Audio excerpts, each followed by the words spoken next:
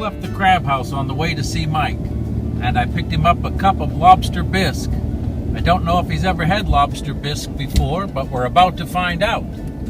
It's November 27th, and it's time for more Mike updates.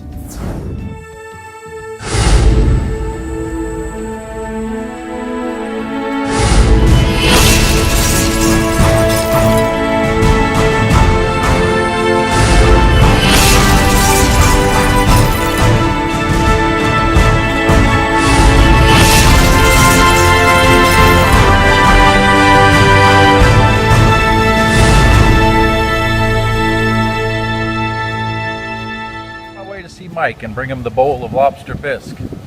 And I have to tell you, I have been overwhelmed by the outpouring of support and goodwill for Mike. The donations, the sponsorships, everything has been incredible.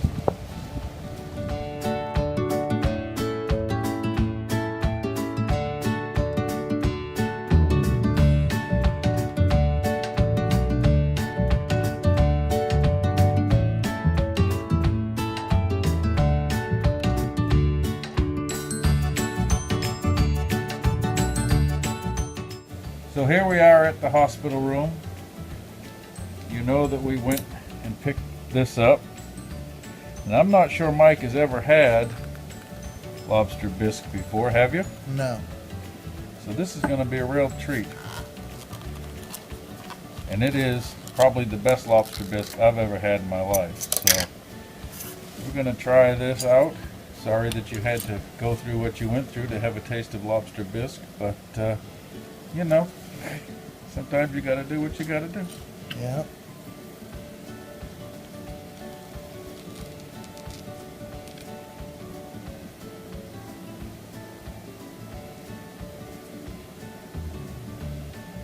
So what do you think? Mercy. That's what I thought. That's really good. Isn't that something? You gotta try it now.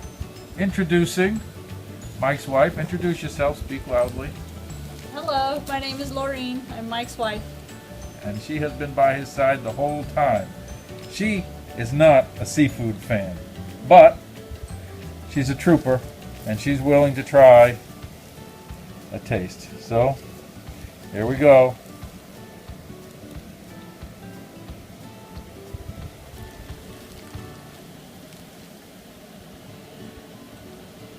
Wow, that's actually really good. And there it is. Oh, excuse me. And I got that too. So I guess you like the Lobster Bisque.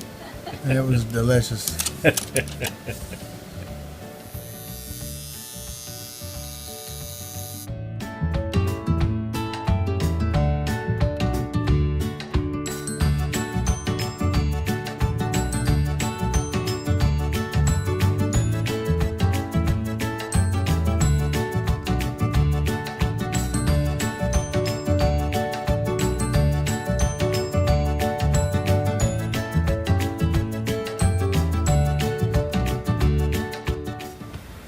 Hello again.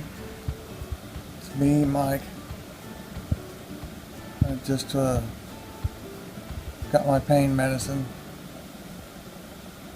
Pain is intense. The doctor came in and asked me on a scale of 1 to 10 what my pain was like. And I told him with all honesty that it was a 75. The pain medicine they give me, it's good pain medicine, but all it does is take the edge off. Nothing has eliminated the pain since the beginning. As of 5 o'clock, Wednesday, November the 27th, we now have 180 subscribers. Thank you. From the bottom of my heart, thank you. We would like to see the 180 subscribers each show their friends so we could get the numbers up even higher. I think it's important that people know, because a lot of people act crazy on motorcycles. I don't. I never have. But a lot of people do.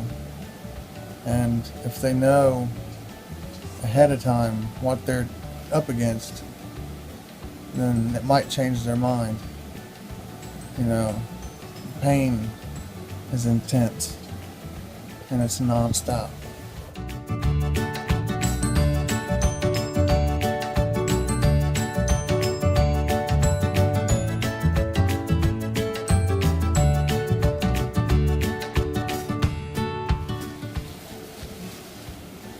We had a particular interesting request from a young Autumn who subscribed, and she was interested in how this whole thing affected our family. I used to get home from work every day, spend the evening with my daughters and my wife, have dinner with my daughters and my wife, give my wife and kids a hug and a kiss goodnight, and go to bed. Now, I see my wife and kids when they come to visit me. I miss the mornings, I miss the nights, and most of the days. But I would have to think that it brought us closer somehow. That you don't know what you got until it's gone. So it makes you appreciate you got a smaller amount of time together, but you appreciate it more. My wife and one of my daughters are here right now, and we might want to get their input on this also. For me at home, it's a lot different.